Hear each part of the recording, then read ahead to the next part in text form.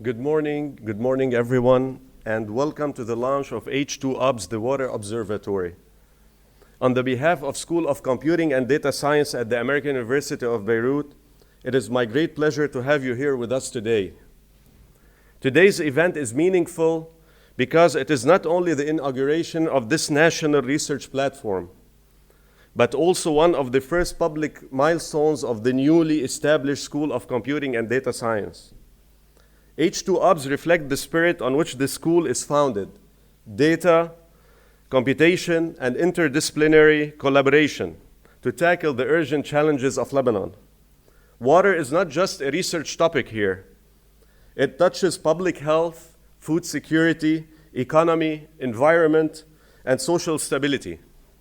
When H2Obs represents is a shift from isolated study to an impactful problem-solving entity.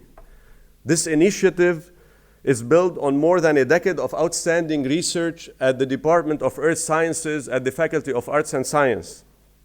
And it was made possible through the vision, collaboration, and generosity of partners and supporters who believe in the role of science. We are delighted to have you all here to mark this important event. So we will begin now with the inaugural remarks, and it is now my great pleasure to introduce President Fadlu Khouri, the 16th President of the American University of Beirut.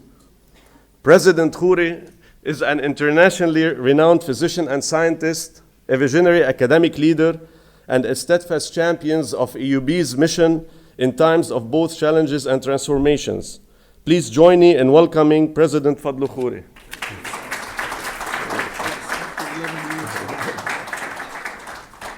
Okay, thank you, Mr. Raji, for the very generous remarks. But as I said, if after 11 years they haven't figured out who you are and what you did, past tense, it's a problem.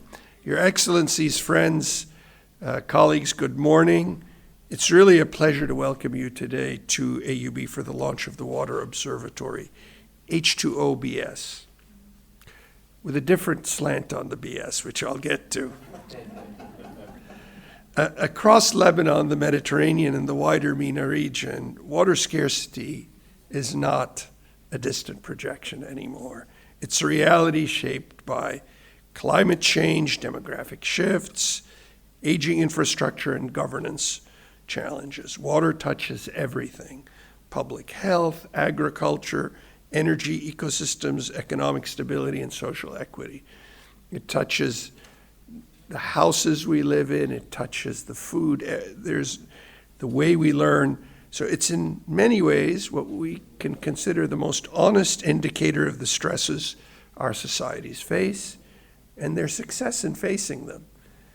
It's not a direct correlation, but societies who have problems with contamination of water are generally not succeeding in social equity, and those that have clean water, okay, some of them can be dictatorships and otherwise, but they are at least succeeding at the minimum requirement of protecting their citizens from a highly preventable challenge. But water is not just an indicator, it's also knowledge. We cannot manage what we do not measure. We cannot begin to design effective policies without reliable data. Too often, decisions about water are made with fragmented information, intermittent monitoring, or outdated models. H2Obs is built on a simple but powerful premise that real-time environmental sensing, integrated data platforms, and high-fidelity hydrological modeling can transform how we understand and govern this vital resource. So this money is coming from a discretionary gift given to us by the matchless Roy and Diana Vagelos. Their philanthropy supports a nationally relevant project and strengthens AUB's long tradition of investing in ideas that serve society. Their massive gifts to Columbia and Penn have basically helped sustain those universities through the recent challenges. This is a precise gift that the two of them were much smaller than the scale of their philanthropy, but very meaningful to the two of them, they asked me to say, that serves something important. I'd like to warmly acknowledge our distinguished speakers and guests joining us today, Dr. Ziad Touman and Dr. Joanna Dumar, whose leadership and scholarship are central to this effort, and the ministers, partners, and colleagues from national institutions, embassies, and international organizations. Ziad has come in for much praise from me and others for leading this institute that is becoming a school, this newly announced School of Computing and Data Sciences. I want to talk a little bit about Joanna. Joanna is someone we've long had our eye on as an emerging leader at AUB.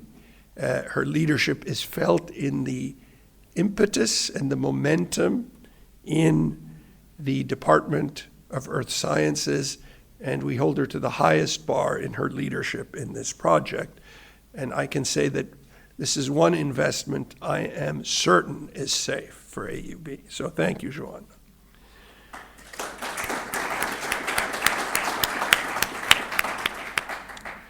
So their presence, these are among our best and brightest faculty members, reflects just how seriously we at AUB take this initiative. But it also reflects something important. Water is not a sectoral issue. It's a shared concern and responsibility, and we hope a shared opportunity. This observatory builds on more than 15 years of hydrological research rooted in AUB's Department of Earth Sciences. It connects that strong scientific foundation to new capabilities in sensor design, environmental data science, and decision support systems. It moves us from snapshots to continuous observation, from isolated data sets to dynamic dashboards, from reactive responses to evidence-based planning. If you had any concerns about our commitment to it, look at the people from AUB who are here. The provost, vice provost for research, dean of arts and sciences, associate dean for research, deans of medicine, dean of faculty of health sciences, some of our leading faculty across the universities. So this is a unifying issue for us. So importantly, H2Obs is not a research platform alone. It's intended as an educational platform, one which will be woven into our academic programs through courses and seminars in environmental data sciences. It's an interdisciplinary platform linking earth sciences with engineering, computing, public health, economics, and food security. It's an innovation platform working closely with the Artificial Intelligence and Insights Institute to explore new frontiers in sensing technologies, algorithms, and modeling tools. And it's also a mathematical conundrum and topic of great interest. That's why you see 3 of our senior mathematicians here today, because of the interest in the potential of this project. With strong potential for scaling up and opportunities for entrepreneurial spin-offs, H2Obs represents an humble but foundational step towards a future national water observatory. And God knows Lebanon needs a national water observatory. In that sense, the Water Observatory at AUB embodies the vision of our university's new School of Computing and Data Sciences and our broader institutional direction, data-informed, interdisciplinary, engaged with societal challenges. But let me emphasize something equally important. H2Obs is not conceived as an isolated university initiative, rather as a collaborative national endeavor. We will welcome colleagues from other universities, from the private sector, from the public sector, from the NGOs, to collaborate with us in coming up with data that we can work with and with solutions. The long-term value of what we discover together depends on these partnerships with ministries, water establishments, the National Council for Scientific Research, municipalities, and international organizations. Sustainable water management in Lebanon requires shared data, shared standards, and shared trust. We hope this observatory becomes a node in a wider ecosystem of collaboration and cooperation. Today's event reflects that spirit. You will hear about the project's design and distribution, about sensing technologies, about data structuring and modeling approaches. You'll have the opportunity to exchange ideas, challenge assumptions, share expertise, explore future directions. I encourage you all to use these discussions fully. The complexity of water demands dialogue across disciplines and institutions. Let me close with a brief reflection. As the great Bohemian poet Rainer Maria Rilke wrote, he wrote in German, but he was Bohemian, live the questions now. In a country often defined by its crises, initiatives like H2Obs can remind us of another narrative, maybe a narrative that some of us when we were younger, myself, Minister Shadi, Dr. Balbaki, and others, never thought of when the main things we thought of was water as something to drink and something to not get cholera from. That narrative is one of continuity. There's been an interruption for 50 plus years in the assumptions that you can make in Lebanon. But I would argue that a lot of the reasons for those assumptions are not just due to war and fracturing of the society, but also due to the subsequent loss of reliable data. So that narrative of continuity, of intellectual integrity, of young scholars, scientists, engineers designing solutions, of institutions choosing to seek answers rather than turn away from problems that may seem too large, that narrative needs to be restored. A water observatory may sound technical or even modest, but foundational systems of knowledge are never modest. Citizenship is never easy. Together, we can map the contours of how nations plan, invest, protect their futures, but we have to make every effort to hold ourselves to the highest standards. And I know with the group assembled in this room, we will. Thank you very much.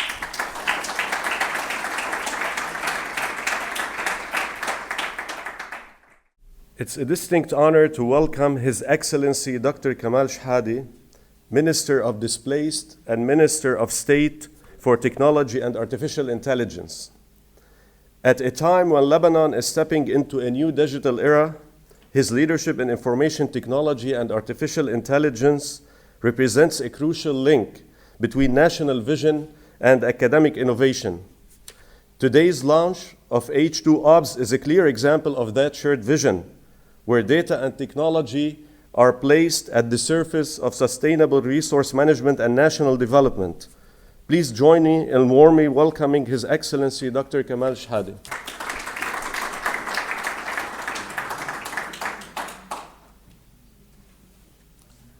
Good morning, and thank you very much for this introduction.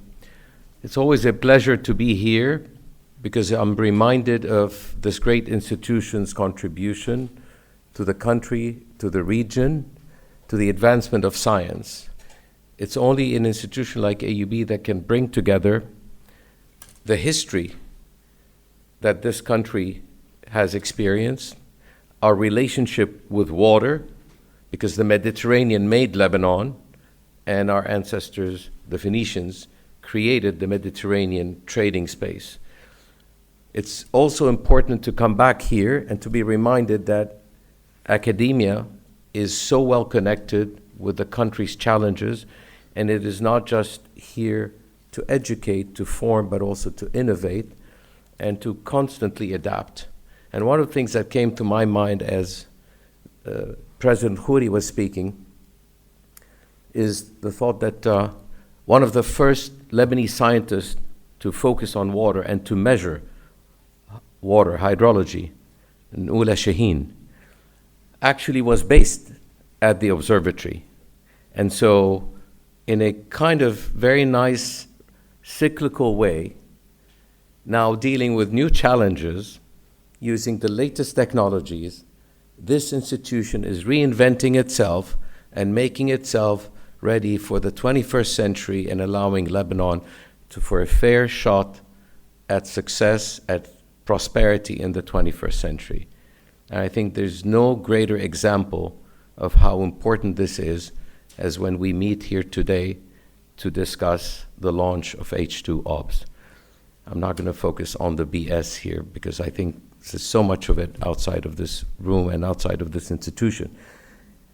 What I want to talk about are three things. First, this represents an effort at building a database. And if there is one effort that will be enduring, it is not developing a new AI tool. It's not, because these things are going to continue to evolve. It's not about, this flashy thing or this.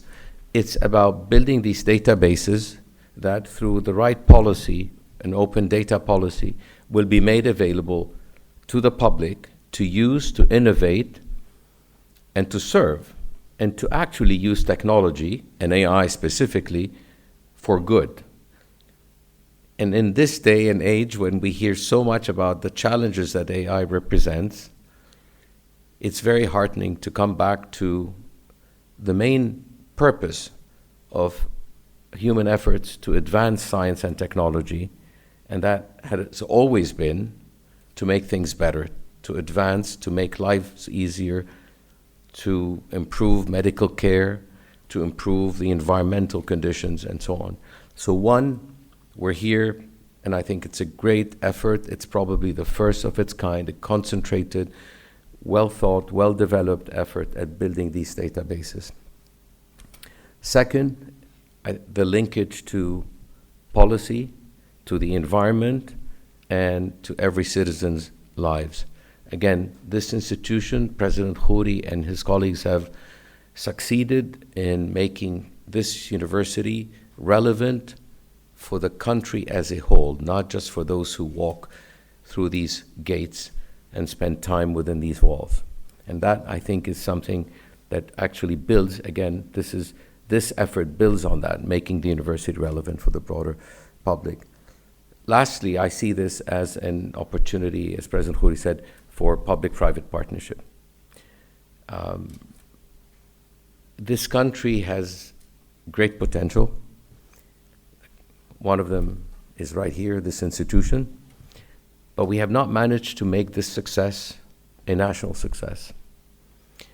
Despite the best intentions, despite the best efforts, and sometimes superhuman efforts by people from this institution and other academic institutions, from NGOs, from thought leaders, we have not succeeded in turning great ideas, well-intentioned ideas, into national projects with significance. And I am sure, having looked at this project and assessed the stakeholders, I know we're going to make this a national project and hopefully also a model for other efforts at building databases, advancing technology, and using AI for good. Thank you.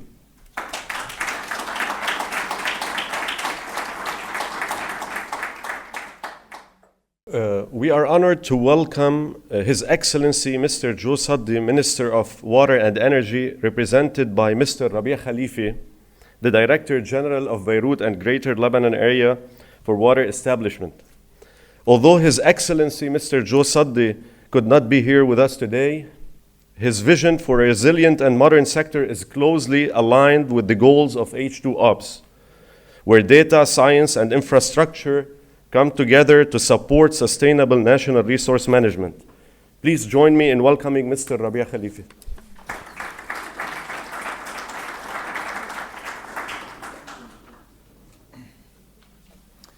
Good morning, President, distinguished faculty members, Excellencies, esteemed guests, ladies and gentlemen. It's my honor to represent His Excellency, the Minister of Energy and Water, Mr. Joe Saddi, at the launch of the Water Observatory at the AUB. The Ministry of Energy and Water highly values initiatives that strengthen scientific research, data-driven decision-making, and institutional collaboration in the water sector. In a country where water resources face increasing environmental, climatic, and infrastructural pressures, The importance of accurate data, advanced monitoring systems, and sound hydrogeological modeling cannot be overstated. The Water Observatory initiative represents a forward-looking step towards modernizing water governance in Lebanon. By integrating advanced sensing technologies, data sciences, and hydrogeological expertise, this observatory lays the foundation for more transparent, evidence-based, and sustainable water resources management. We particularly commend AUB's School of Computing and Data Sciences and the Department of Earth Sciences for building on years of dedicated work and scaling this effort towards what we hope will evolve into a national reference platform.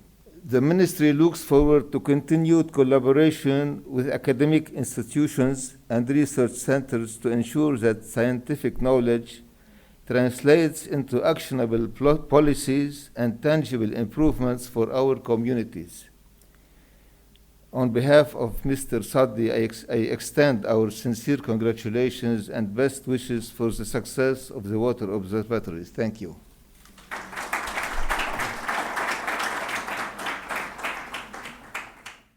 It is also my pleasure to welcome Her Excellency Dr. Tamara Zain, Minister of Environment, represented by Dr. Elise Njem, the advisor to the Minister.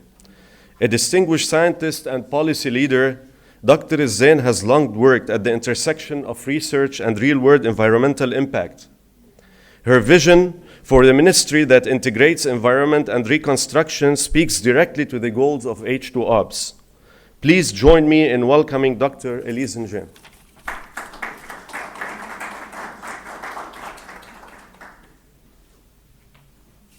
Good morning, President Khouri, Excellency, distinguished guests.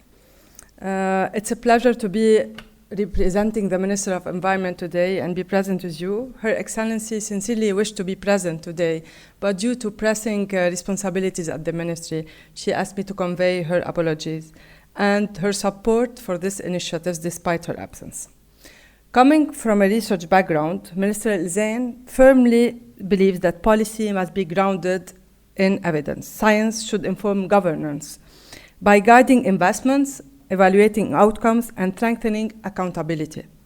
Universities and research centers play a crucial role in this sense, not only in generating information and knowledge, but also in translating it in practical solutions that serve the society. On behalf of the Minister, I reaffirm the Minister's commitment to strengthening cooperation with AUB and academic institutions to bridge research and policy making. Initiatives such as this observatory embody exactly the integration of science and public action that Lebanon needs to build a resilient and sustainable water future. Water governance in Lebanon remains under the mandate of the Ministry of Energy and Water, while the Ministry of Environment contributes through environmental monitoring, pollution control, and climate policy, particularly in supporting adaptation measures, protecting ecosystems, and integrating environmental considerations into sustainable water management. Discussions continue at the national level regarding institutional reforms to also have the possibility in the future of establishing a dedicated ministry for the water. In its national determined contribution submitted in 2025, the ministry placed strong emphasis on water adaptation through integrated water resources management, reducing losses in distribution networks, promoting wastewater reuse and treatment, and strengthening monitoring systems to improve resilience and ecosystem protection.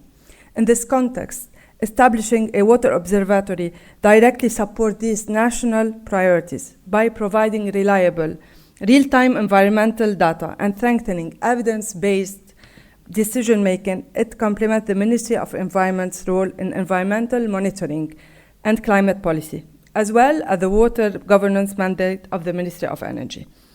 Ladies and gentlemen, on behalf of the Ministry of Environment, I would like to sincerely thank AUB for this initiative and the support the fund from Dr. and Mrs. Vagelos, and implemented through the collaboration between the School of Computing and Sciences and the Department of Earth Sciences. This multidisciplinary approach demonstrates the importance of integrating diverse expertise to address Lebanon's water and environmental challenges. It is precisely this type of collaboration that strengthens science-based solutions and supports sustainable development. Congratulations to all those that could make the launch of this observatory possible. Thank you.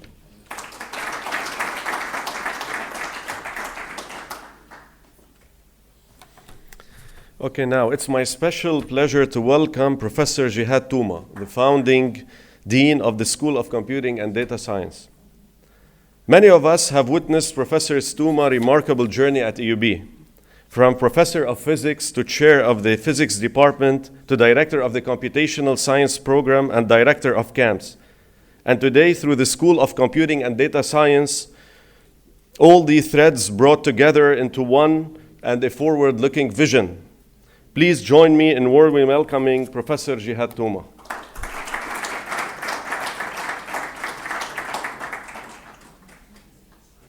Thank you, Wissam. It's also my pleasure to have you with us because it indicates the commitment of the school to the work, science, long-standing, impactful scientific work that has been taking place in the Faculty of Arts and Sciences, and which is also my sincere hope, dedication to amplify as a member of that faculty and somebody who takes its contributions sustained over the history of the university extremely seriously. Thank you all for being here, my friends, our colleagues from AUB, and representatives at the highest level from the national stakeholders that are naturally implicated with this observatory. When I talk today, I want to make sure to emphasize that I'm talking essentially as part of a doublet, a team, okay? And the person in question is my comrade in arms, Provost Dawi, who has been an essential supporter, driver, visionary, amplifier of all of our work, and certainly a catalyst for the coming together of the observatory at a critical moment in the evolution of the school. Thank you, Zahir, for all your work and your support.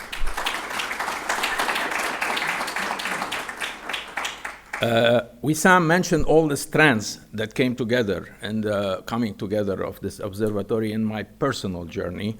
President Khoury talked about the various dimensions at a fairly detailed technical level, and these details were amplified by our colleagues from the various ministries. So I will not bore you with any more of that. Instead, I will hope to entertain you with a further personal perspective on water, okay? So I'm somebody who grew up in a village where the spring that fed the village is essentially of mythical proportions. And visiting that spring on a regular basis was truly the adventure that we as kids considered something rather risky to take. And we would try to do it away from the attention of our parents as frequently as possible. So visiting the spring and then actually partaking in a swim and then enjoying the water that came through my grandmother's tap. That particular tap in the village is etched in my memory, I think, forever. Though the tap has gone dry, my grandmother has long passed away, and the water situation in the village is rather problematic, to say the least. What I can say is that when I go and take hikes in the hills above my village, I see the remains of waterworks. I see massive pipes, I see massive structures, and I see also a dysfunctional electrical plant. Okay, truly a remarkable feature given the difficulties that the water and the power sector are facing in the country. That power plant was a model power plant in the Bekaa, and I'm slowly trying to build its history and archive its developments in the context of works that have basically taken place over the whole of the Bekaa at a certain period of time. The question is, why do these things fall apart? And this is a question I've certainly discussed with my dear colleague Joanna, which is part of a sort of closer history of association with AUB. Why do these things fall apart? Is it simply that things are, fated to undergo such transitions? Is it the context in which we are operating? Or is it the process by which we go about implementing projects of a given scale? These are questions that are open to debate from a historical perspective, which I hope we try to capture together with Joanna. But more important for today is the experience that we had, Joanna and I, as scientists. I'm an astrophysicist. So for me, water is a question of origin. The origin of water on the planets, the origin of water in the universe, the origin of life. That's what water means to us. We as human beings, of course, are water reservoirs. We deambulate. We're not particularly permeable, okay, but we do transpire. So that is one way that we contribute to the questions of water, which we hope also will be addressed within the observatory. But more important to our observatory, and what I found particularly inspiring as an astrophysicist, who of course has no opportunity to be associated with any astronomical observatory of any significance in our country, perhaps in the regional setting, but that is far in the future, is to have witnessed the coming to life of an actual observatory, which is Joanna's dedicated work of 12 to 15 years back, of actually putting sensors in the field, going out to monitor them painstakingly. So this is the astronomer and, no, actually the instrument design and deployment end of Joanna. Then there is the astronomer end of Joanna, which is gathering the data year after year after year at a frequency which actually you might find boggling given the extensiveness of the work and the scale of its endurance in a context which basically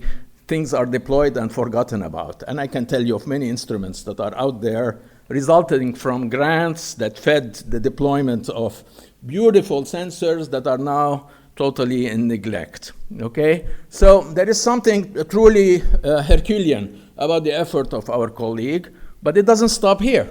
She's actually the theorist, okay? So I, as an astrophysicist, benefit from data that streams to me from observatories from around the world, and I say, there is an issue here. How can we go about explaining it? For Joanna, the whole pipeline has to come together fully and under her control. From the sensors to the data gathering and the establishment of telemetry, which she will be telling us about, to the actual fine-tuning of models, which is a rather hairy undertaking, given the complexity of the systems we are dealing with. Yes, we are close to these karst systems, okay? I'm very far from the stars and galaxies I study. We are close to them, but I always argue that being close to things only adds to the complexity of their understanding. I can write about stars as much as I want.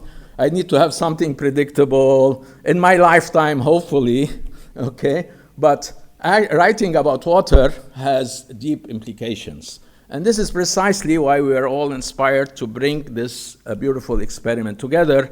And this is why when Zahir and I thought about sustainability within our context, we thought immediately that water has to be first. And if water has to be first, it has to be intimately coupled to the project within the Earth Sciences program and work to amplify it, connect it deeply to the public sector, and see this collaboration evolve through impactful research into what we hope will be a national observatory. I think the project is already launched. We say we are launching it, it's already launched, okay? And we are here simply accompanying, as a School of Computing and Data Sciences, the work of one of our colleagues, as we hope to do across the faculties. We will do it in medicine, we will do it in the humanities, we will do it in engineering, we'll do it in agriculture. This is a model of how we wish to proceed, and I thank you all for being with us. Deans from the Faculty of Medicine, Arts and Sciences, representatives of research, advancement, all essential to the success of our project, which is here taking one of its first manifestations as an amplifier of science within our university and at the service of the country as a whole. Thank you all for being with us.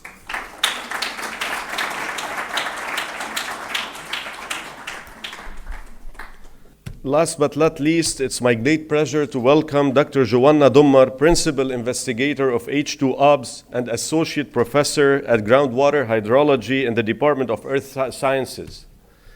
Through years of pioneering work in monitoring Lebanon's aquifers, combining field observations, numerical modeling, and AI predictions, she has helped transform how we understand and manage our water resources. H2Obs is the institutional expression of that vision, turning data into knowledge and knowledge into sustainable national impact. Dr. Domar is currently the chair of the Department of Earth Sciences. Please join me in welcoming Dr. Joanna.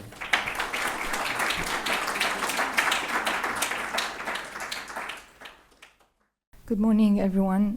Thank you all for your very inspiring speeches, and thank you for all those who can make it today. So I don't have a speech. I just have a humble story of how it all started.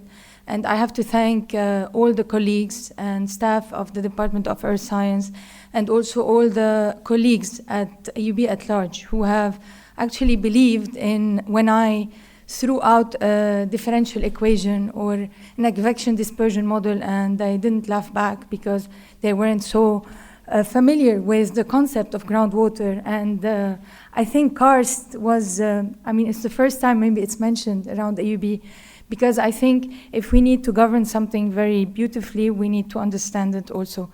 So I will start just to tell you, so it's like it started about 10 years ago or even before with a very humble sensor that we installed at Jhita.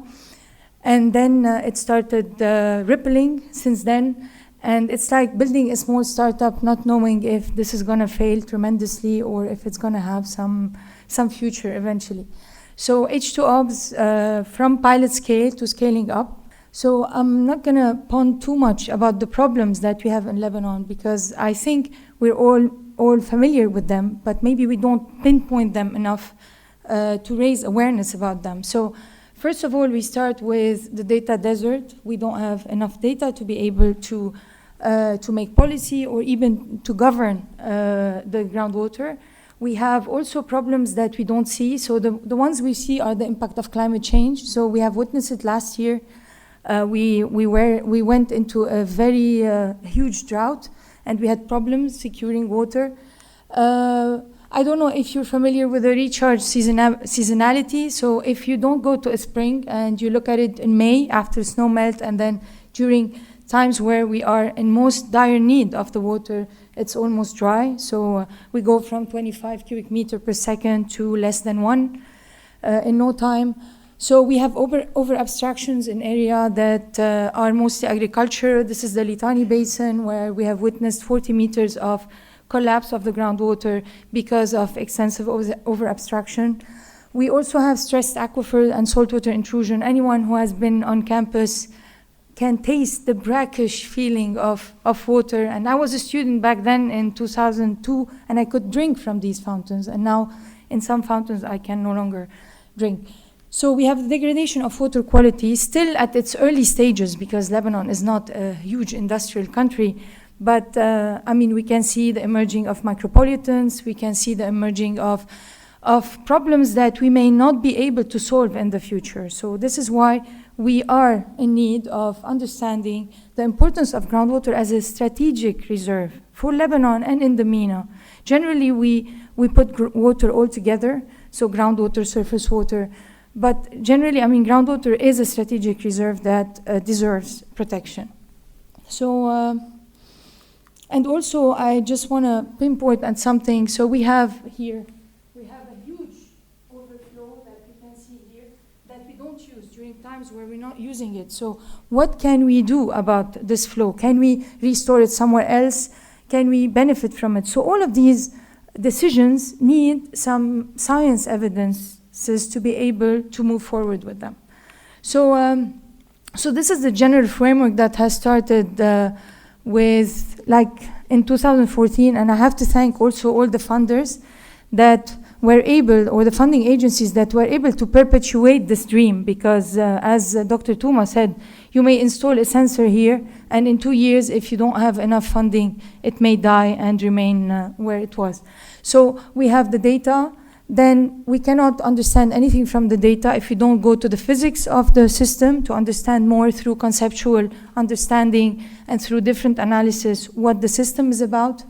Then, once we have enough data, we're able to do some process-based models that are inverse process-based models. So where I look at the model and I calibrate it with the observed data so that I'm sure that it is reproducing what we have in nature. And it is only then that I can use it for prediction. And then once we started having more than 10 years of data, so we said, let's use machine learning and see what, if we can revert to the data-driven approach and forget about this whole complexity. And then the applications, they have served some time, because in our discussions with the water establishments, with the ministry, we provide this evidence, and sometimes it helps build or refine strategies. And this has been ongoing as well. So this is the area. So the instrumentation pilot site, we actually have two, but I'll just show the one of Nahr al-Kalb.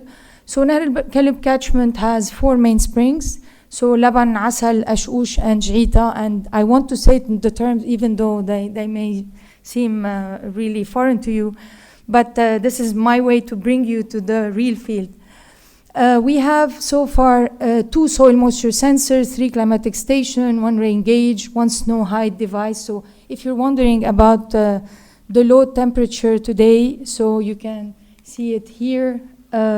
So it's like in Kfarzibien at 1750 today, it's minus 1.560. So we were able to see this huge drop in temperature that you were witnessing this morning too. So these are all sensors, and we have 4 multi-parameter probes, and recently we have installed 2 telemetric sensors to get the data to the office, so this way we are sure that they're still there. So this is an example of high-resolution data that is very important, because the analysis, the statistical analysis of this high-resolution data allow us to understand the system. So it's not just to model, but to understand the system. And for instance, here, this is the breakthrough of dissolved oxygen with turbidity and with discharge. So it allows us to have insights into water quality as well. This is turbidity here. So when it rises, is it a signal of contamination? So that's why we work also on identifying indicators that are low cost. And this is the aim of H2Obs as well, to go into low-cost sensors, because we could establish a huge observatory with, I don't know, $60 million, but this is not a sustainable one. We should be independent in producing our own sensors, and sensors that have meaning, depending on our knowledge. So this is the instrumentation evolution. So this is, I like to call it a story of positive failures, because, I mean, so sometimes you have rats eating the cables, sometimes you have someone who takes the probe, and sometimes the moisture destroys the circuit inside. So it was positive failure because I think we understand these instruments more than the ones who have built them. So it started with the first generation, and then we tested a beta version, then we moved on to an alpha version. And then we added telemetry here that you can see. So now we are able to observe at least 2 sensors in the office. At least we're sure they're still there. Then, so this is what you observe. We have indicator parameters of flow, and there's a processing that should be done also in the background, because it measures level. We have to translate it into flow, so we need to go every month and measure things. So also conceptual model, this is also to take you a bit to the field. So we do tracer experiments, we throw things in these dough lines. These are very vulnerable areas, and we monitor their retrieval at the spring, and this way we can monitor snow melt, or we can also monitor the breakout of any potential pollutant. So these are, now, once we understand our system, we go from something called a conceptual model. So we know how many reservoirs are under the subsurface, how is the response, when is the spring responding to rain, to snow, etc. Then we are comfortable enough to go and build a model. This model can be a fully numerical model, like that solves the equation in every single pixel, or it could be also a model that tries to tweak the model as we understand it. So, and this allows us, this is the calibration that I was talking about. So we need to see that that the model is reproducing to some extent what we're observing in real nature. And then we can do some sensitivity also to know the ranges within which our model is operating. So this is H2Obs spring. It's a very nice spring that Mr. Khalifi knows about it. It's a spring that supplements Jaita, that drops tremendously during the summertime, and it provides about 300 liters per second, but it's not enough to compensate. So this is another one that is called Al Asal Spring, and here I'm showing also that the geometry in the subsurface plays a huge role, how the conduits, because karst is a very complex term and I leave it there. So water is going very fast in conduits and it goes very slow in some fissures, and all of this is very difficult to model. So what we try to do is to infer from the surface enough information about the subsurface. And sometimes we use input black box models like the machine learning and AI, and this allows us to translate complex physical system into something that is manageable as a model. Now, okay, so this is the model. Also, what I want to say through this slide is not the complex time series, but that validated models are a powerful tool. So I think that in order to manage groundwater in Lebanon, we have to regard every spring as a spring on its own. It should have a groundwater management unit because each spring can provide a lot of water. We cannot lump all the groundwater or deal with it at the volumetric scale across Lebanon. We need to look at them, and each spring has a lot to offer, and also water wells, which are groundwater too. So here we have integrated machine learning with colleagues, and there will be presentations later on about all the colleagues who have worked within this project. So, and here we have an attempt to predict a discharge using machine learning based on input of precipitation and climate, etc. So this is very powerful to predict long-term flow at the spring and see what alternatives we need in case the groundwater flow drops. Now this is H2Obs, and this is so this is taking this small pilot scale to a higher level, much higher level, with a lot of very talented colleagues. So it starts with the conceptual models of groundwater flow and transport will continue to exist because they are the ones that provide the understanding. Then we have the data collection and time series. So we will install some additional instrumentation on specific catchment areas that we will reveal now, but we also want to decide on them with the national stakeholders. Then we will work on sensor development, quality and quantity. Now we're working, for instance, on sensor development for a pharmaceutical carbamazepine with Professor Joseph Constantin from MSFEA, the Department of Electrical and Computer Engineering. Then we will work with sensor and telemetry deployment. Dr. Mher Kazadjian will be giving a presentation about also the deployment and how to transfer the data and process it, and how to build a data platform as well. We will work also on prediction of quality short-term and long-term. So on quality, the department is working closely with the Faculty of Health Science, with Dr. May Masoud, on the situational analysis of water quality in Lebanon. On data-driven and physical models, we're working on machine learning with the School of Computing, notably with Dr. Sarah Najm from the Department of Physics and Computational Graduate Program. We're also working on quantum computing, so that's a small dream, with Dr. Wael Aitani from the Mechanical Engineering at MSFEA.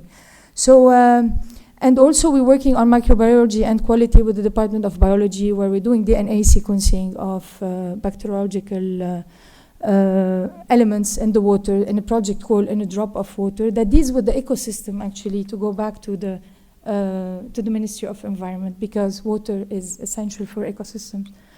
So these are the, there are a lot of colors done on purpose to make it sound beautiful, but this is geology for those who can understand it.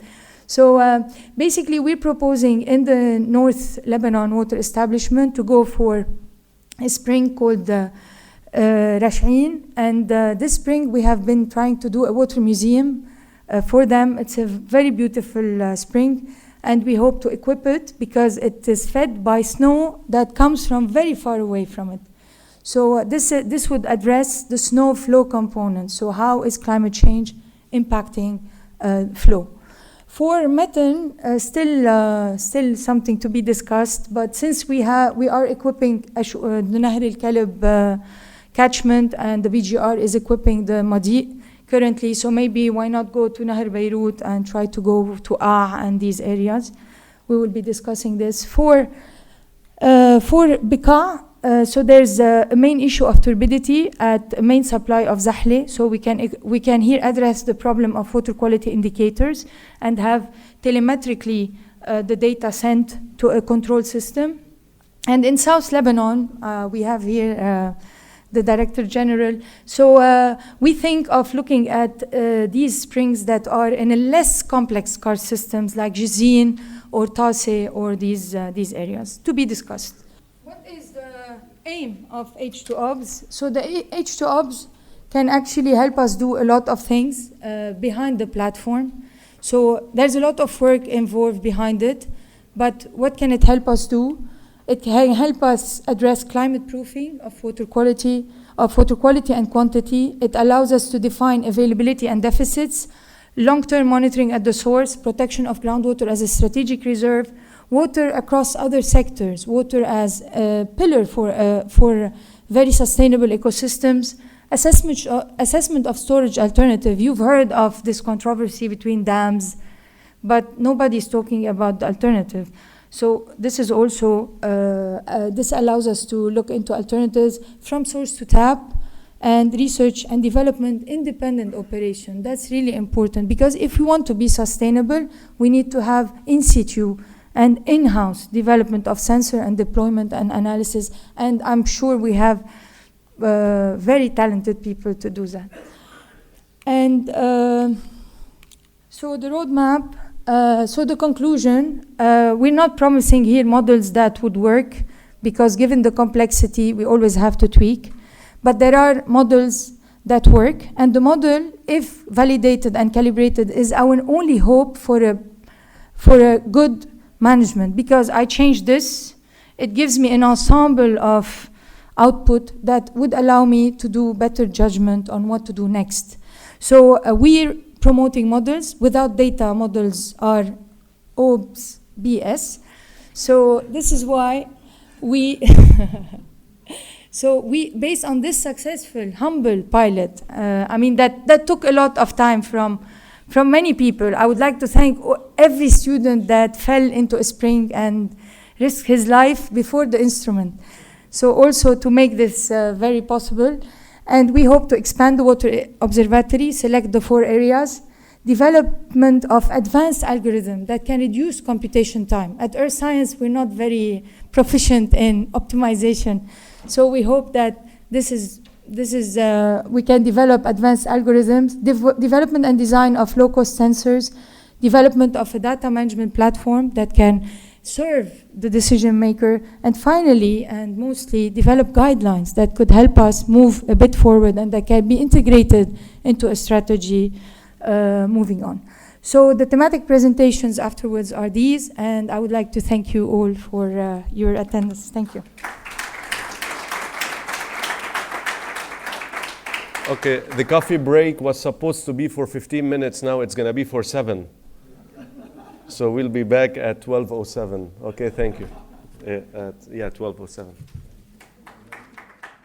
We start first with the presentation of Mher Kazadjian from the School of Data Science and Computing, and he will be with us through Zoom online. Okay, so Mher, the floor is yours. You have 6 minutes. Okay.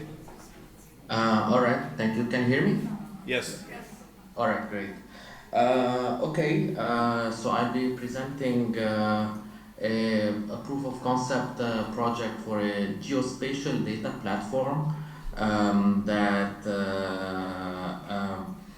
is being developed in-house, and it's being used mainly now to serve the data with a collaboration with CNRS.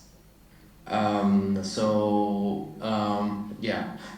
the purpose of this geospatial data platform is to serve data by following the best practices when it comes to research data management.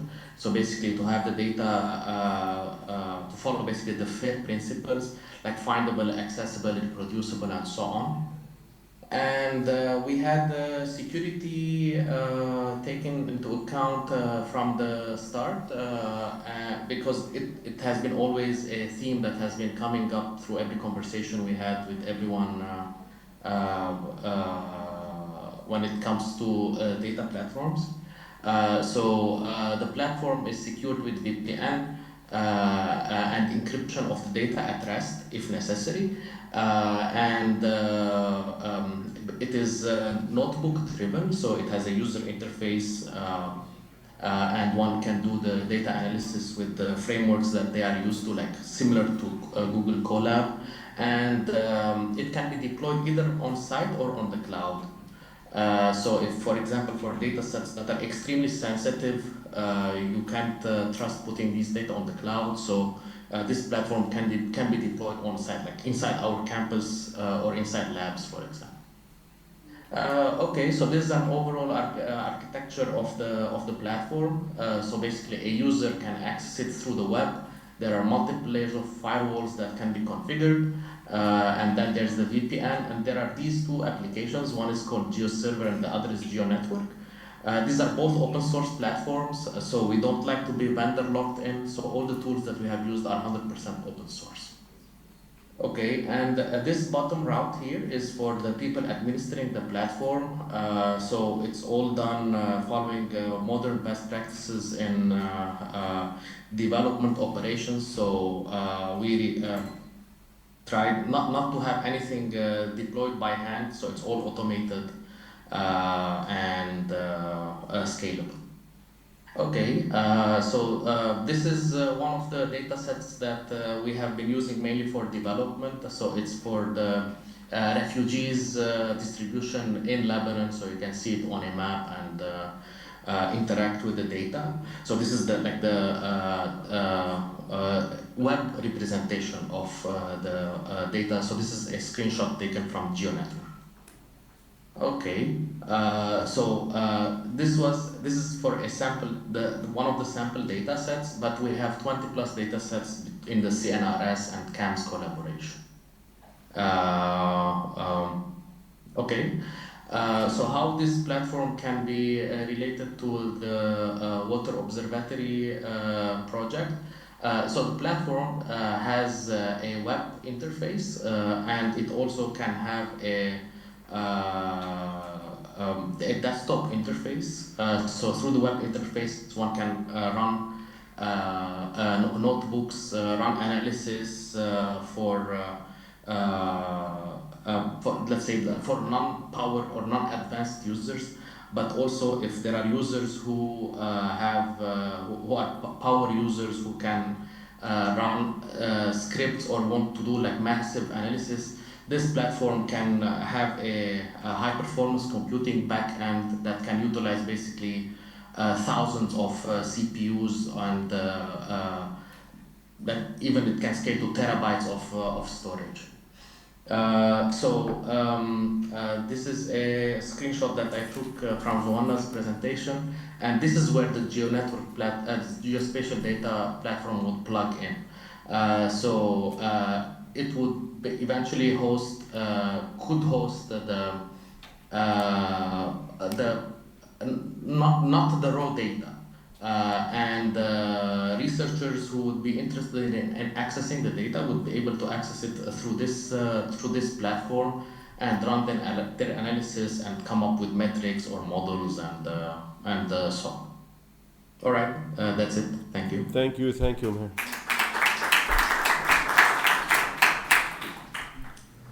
Are there any questions, or are we taking questions? I think at the end, we'll leave the questions to the end, yes. All right. So Okay. I'll stay on. All right. Thank you. Now, with our second presentation, it's my pleasure to introduce Dr. Joseph Constantine, the Professor of Computer Engineering. So he will be talking now for 6 minutes also. Okay, so thank you, Joanna, thank you, Sam, Dr. Tuma, thank you, Provost Dawi, for staying. So I'm going to talk a little bit about the electromagnetic-based sensing that we would like to implement. And I have to say that Rayan, as a PhD student, is the one actually working on this. So under the co-supervision of me and Joanna. And basically, just to give you some background, what is the motivation behind all of this? And being inspired by the School of Computing and Data Science, I asked ChatGPT to generate an image based on what ChatGPT thinks my work is. And this is what it resulted in terms of using electromagnetic waves to sense different elements, and and also I like the fact that it actually included the glucose glove, the non-invasive glucose monitoring. So, as a summary, this is the inspiration of how actually Joanna and I got to talk about this. And to give you a little bit of background, both Joanna and I were part of the World Economic Forum Young Scientists in 2020, and we said we need to collaborate on something so that. And based on the fact that we do a lot of electromagnetic waves to sense different elements. So for example, in this case, we are developing sensors that can be worn, and they will use electromagnetic waves to non-invasively monitor the variations of glucose in the blood. So we did a glove, we did a sock, and then we did also a device to detect skin cancer and different devices for different biomarkers. And so the idea is that the electromagnetic wave will be able to use the body, or let's say a lossy medium, as part of its substrate. And then if something changes in that substrate, a concentration of a certain biomarker or a certain element, we will be able to detect that variation, because that variation will have a signature on the electromagnetic wave that we're monitoring. So if you monitor the reflected or the transmitted electromagnetic wave through the medium, you'll be able to figure out if something has changed. So if the substrate or the body of the sensor actually exhibited even minute changes, using electromagnetic reflection and data analytics, which in our case we use regression, or so basically AI algorithms, you'll be able to correlate that variation of electromagnetic response to the variation of the actual chemical that changed. And coming to water sensing, so the first discussion that Joanna and I had was, well, how can we implement something like this into detecting one of the major contaminants, which is the carbamazepine, and in water. And the first thinking is, so what does it do? So just so you know, it's a real threat to human health. It's very difficult to degrade, so it remains in water, and super toxic. It can produce oxidative effect. It can even cause DNA damage. So monitoring the levels of CBZ in water is crucial, for not only for the safety of our water, but also for our own health. And the main idea was, well, can we develop something that does not need to be immersed in water? One of the challenges that Joanna was telling me about is that these sensors need to actually be inside the water, and which actually can affect their performance. And in her presentation, she was mentioning that a lot of times these sensors get deteriorated by the water, or get oxidized, or they get damaged. So one thing we thought about is, can we actually integrate some of these sensors on the pipes that where the water is going? And this is kind of the main idea. And we looked into the literature as what other people are doing. So there is the potentiometric sensing, and in that case, this is one example of a publication on potentiometric sensing. In that case, you have a selective membrane that actually interacts with the contaminant, and it converts the concentration into some measurable electric potential. However, in this type of sensing, the sensor has to be immersed with water to be able to do that. The other one, there is the electromechanical sensor, similar in terms of oxidizing a contaminant at the electrode surface, and then you measure the current which is resulting from this. And then the other one would be an electrochemical sensing, which in this case also you have to create some molecular implantation of, or create some form of cavities where the actual contaminant has to go in, and then you have to somehow record a reaction, a chemical reaction, which will be translated into a voltage or current change, and this is how you can monitor it. So basically, we wanted to avoid all of that, and we are proposing to integrate a specially designed sensor, which we're not showing here because it's still under optimization. But this sensor will be connected, and we are proposing to use RFID technology actually. So RFID technology, just to, whenever you go to buy clothes, for example, they remove this magnet or something. So this is part of an RFID technology. However, in this case, what we would like to do is to have an RFID chip on our sensor, and the RFID chip will be matched to a certain antenna, which will basically the antenna would receive the signal from an RFID reader, it will wake up the chip, and it will send the information back. Part of this information is the changes in the substrate of the antenna, which is basically the water in the pipe. So you have the pipe, you have the water, and if the contaminant concentration is changing in the water, we'll be able to detect it by reading the signal that we are getting back. The variation in the signal will be taken into data analytics, and we can correlate that with the contamination values. And do I have more time? Okay. Oh, all right. So this is one example of what we can do. We don't need to use RFID. You can actually measure it in a different way. And all of this, I have to say, can be wirelessly connected so that Joanna can monitor these sensors from her office at the observatory. Thank you.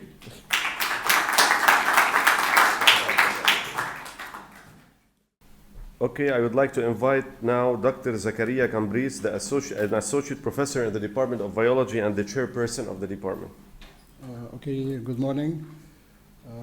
So I will present briefly a project that I do with Joanna, but it's still in the early phase, so I don't maybe need the 6 minutes. So water is affected by what it contains, by a living and non-living organism, and including the living organism, there is the impact of man. So in this project, we want to analyze what's found in a drop of water at different levels, so physical, chemical, and most importantly for me, biological level. And by integrating all this information, we hope to create a model that will allow us to make prediction and indicators of water quality. So this is the outline of the work. So we start with the sample collection at the field, and this will be done in 2 seasons, one corresponding to the low water, one corresponding to the high water season, and several time points across every water entity, several locations from upstream till downstream. And some parameter will be measured in situ. These are, for example, the turbidity, the temperature, the pH. Other parameters are assessed here at the UB, mostly at the SHAR core lab. Some parameter we need to send abroad for the detection of certain heavy metals, etc. And my expertise in this project is mostly the biological analysis. So we will be looking at the bacteria that is found in this water, so at the level of pristine water and at the level of contaminated water, fecal contamination, sewage, and all this. So I will show you a little bit more detail about the biological analysis. So what is classically done is the cultivable bacteria. So everyone can filter water, grow some indicator bacteria like E. coli, and draw conclusion. But we will try to do something more global than this, to do the total bacteria by direct RNA-seq sequencing. And also we will address the idea of eDNA, which is not only limited to bacteria, but all what lived or got in contact with this water. So after this data is collected, there will be a step of data analysis, most importantly drawing correlation between different parameters that will allow us to make prediction. And the outcome of this for me are 2. One is the information, the biological information, as what's the state of the ecosystem. I always look at the bacterial flora in animals, in fishes, in insects, living in water, but here we are looking from the other side. And in addition to this valuable information, the other part would be that will provide a good model and data for decision maker to take action. So very briefly, this is an example of the steps we follow for biological analysis. So first, on top, you see the classical, what is classically done. So water is collected under a sterile condition, a sterile container. It is filtered through membrane, and these membranes are grown on different mediums. So each medium is supposed to allow the growth of selective classes of bacteria, and these are indicators. For example, the presence of E. coli is an indicator of sewage contamination, etc. And the second, the DNA collected from filtering the water will be also purified, amplified, and sent for high throughput sequencing. And this will allow us to identify the non-cultivable bacteria, which are more than 98% of the total bacteria. So the bacteria you can grow in lab condition are a minority compared to the general picture. So now the last slide is just an example of preliminary test on a sample collected by Joanna. So these are different medium. You see colony, one will represent these metallic are the detection of total coliform. This is detection of streptococci. But all this, as I said, this is like a superficial analysis. The more in-depth analysis is to amplify the DNA collected directly from the water and to generate library for in-depth sequencing and to have a more global idea about what the water contains. So at the beginning, it's limited to bacteria, but since now eDNA is becoming something fashion, we can, by changing the primer, we can address the presence of leftover from other organisms, including human, etc. Okay, thank you. Now I would like to invite Dr. May Masoud, Professor Program Director of Environmental Health Sciences, to speak for 5 minutes. Good morning. So I will be talking about the National Water Quality Strategy project that Dr. Dumar and I are currently developing. So why water quality governance must evolve? Lebanon's water challenge has evolved beyond scarcity. It now requires urgent attention to water safety, quality deterioration, and systemic resilience. In this context, water quality management can no longer be and depend on periodic sampling and isolated reporting. So it must be built on continuous monitoring, risk-based decision-making, and integrated data systems. Lebanon currently has the policy foundation. What is required is the operational integration. And what we are doing, actually, we are contributing to building this bridge, translating policy foundation into operational integration through the National Water Quality Strategy. So far in our project, based on secondary data analysis, historical analysis, sampling campaigns, and stakeholder consultations, we have identified several systemic gaps, including but are not limited to fragmented monitoring frameworks, continued reliance on periodic grab sampling with limited incorporation of long-term trend analysis, lack of an automated real-time outbreak detection and alert mechanism. Catchment-based protection measures are not systematically or uniformly implemented. Absence of unified national water quality information platform, and monitoring outputs are not consistently translated into structured regulatory or enforcement action. So what is required now is translating the identified gaps or into targeted strategic initiative. This process actually fundamentally depends on the robust data science and analytics capabilities.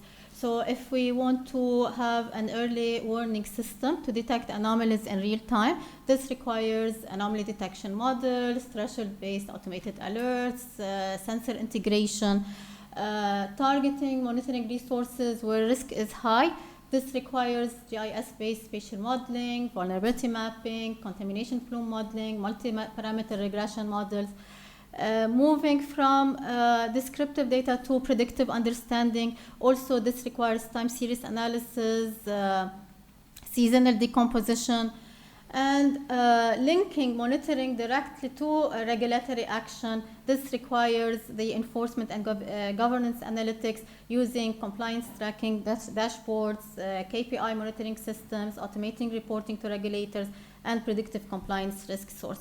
And developing a centralized national database. Definitely this will require the development of a cloud-based data platform, standardized data integration protocols, and dashboard visualization for decision makers. So in other words, I'm going to get all the data that you're going to generate in order to help me in developing the strategy and solving this issue. So where the Water Observatory becomes transformational, definitely it can serve as the national backbone for data-driven governance, enabling long-term continuous monitoring, centralized data integration, early anomaly detection, vulnerability-based prioritization, decision support dashboards for regulators. So in this case, we're shifting from a fragmented system into an integrated system, from sampling to real-time oversight, from reporting to decision-driven regulation, and from reaction to prevention. Definitely what we are working on is not only a technical reform alone. It's about protecting public health, securing strategic water assets, strengthening state capacity, rebuilding national credibility, and making sure that every data has measurable protection and real impact. So in this way, we are transforming monitoring into governance and governance into national resilience. Thank you. I want to invite Dr. Sara Najm, Assistant Professor at the Physics and the Computational Science and at the School of Data Science and Computing. We have 5 minutes to hear her presentation.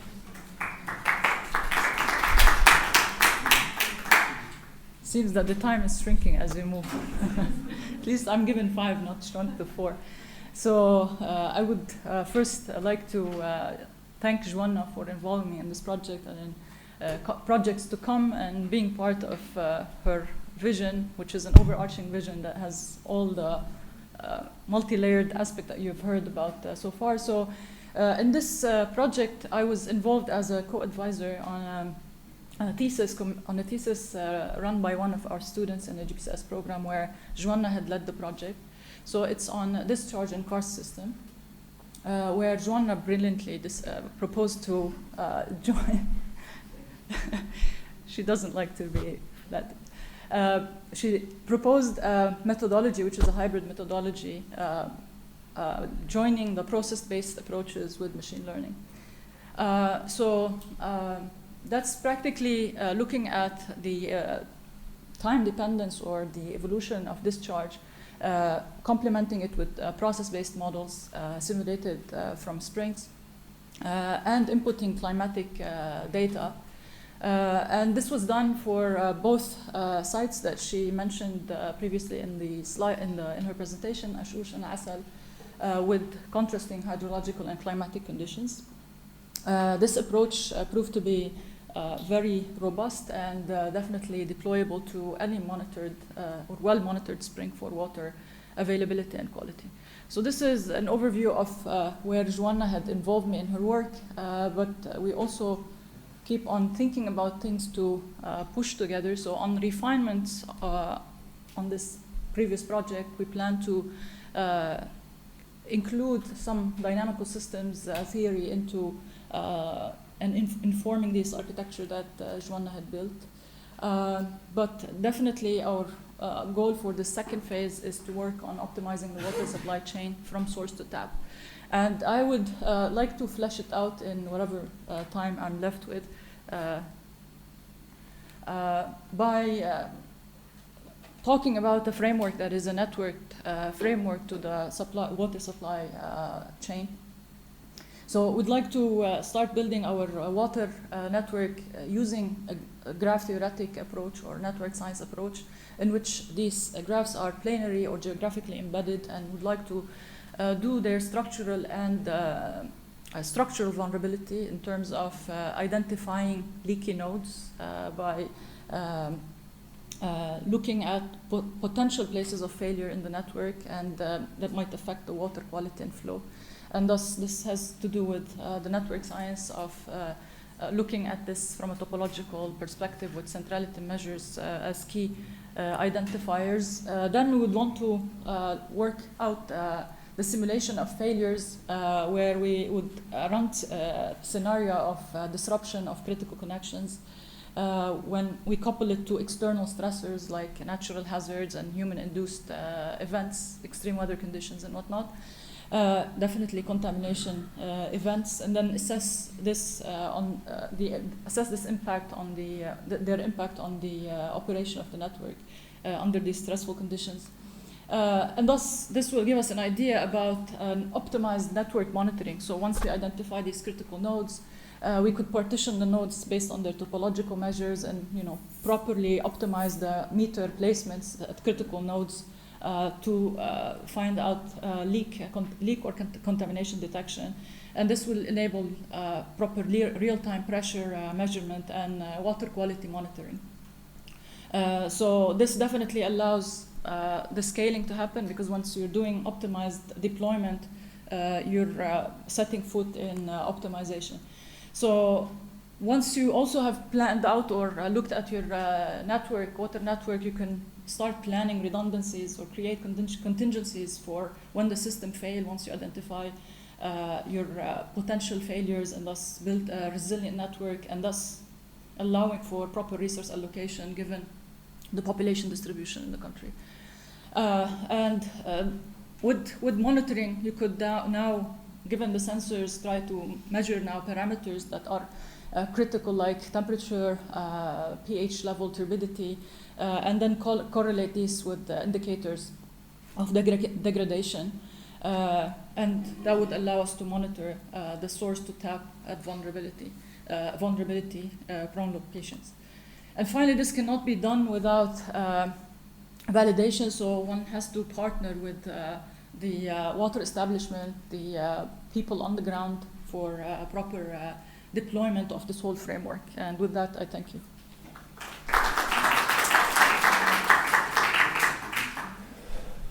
Our last presentation by Dr. Wael Aitani, Assistant Professor at the Mechanical Engineering. So please, we also have 5 minutes for the last presentation, and then we will have to move for the discussion, which will take place in the next room. So now we have 5 minutes for the last presentation. Okay, so I'd actually take a step back from what Professor Sarah was explaining about karst systems and zoom into the detail of why karst systems are challenging to model. It's because there's a highly heterogeneous medium where you have the water carving out its own conduits over thousands or millions of years, such that we have areas with high conductivity for the flow of water and then very porous areas. And what we're interested in is practically to make use of what Professor Joanna has collected over more than a decade of data on spring output, and use that data as a starting point for prediction into the future. So to do that, the basic principle we're operating on is that the longer we observe the system, the more we are able to understand it. And it's like building an image. Rather than one corner at a time, we're refining the details of the whole image as we go. So as we process a longer time series, practically.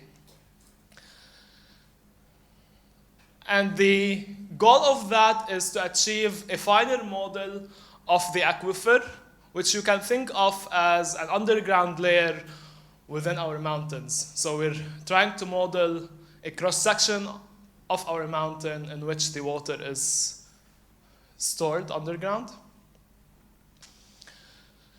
And to do that, we're basically relating the spring output, which we could measure, as well as precipitation, which we have measurements of over the years, to try and guess how conductive each section of the mountain is and what percentage of the water could flow out for a change in the level of water underneath. And this sets out to be actually a nonlinear problem because we neither know the waterhead inside the mountain at every location, nor do we know the conductivity of that cross-section.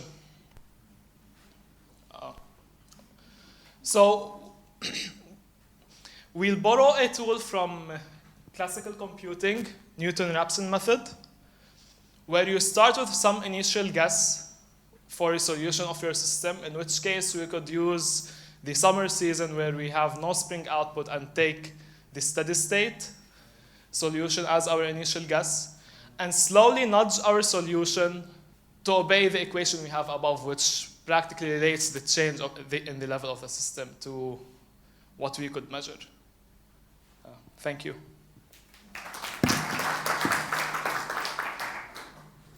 Okay, thank you very much for this productive meeting and the presentations and the remarks. And now we have 15 minutes that we have to move to the next room for discussions and future plans, where you can talk to the speakers of the presentations, ask questions you want, discuss any future idea or future plan you have. Thank you so much. And thank you.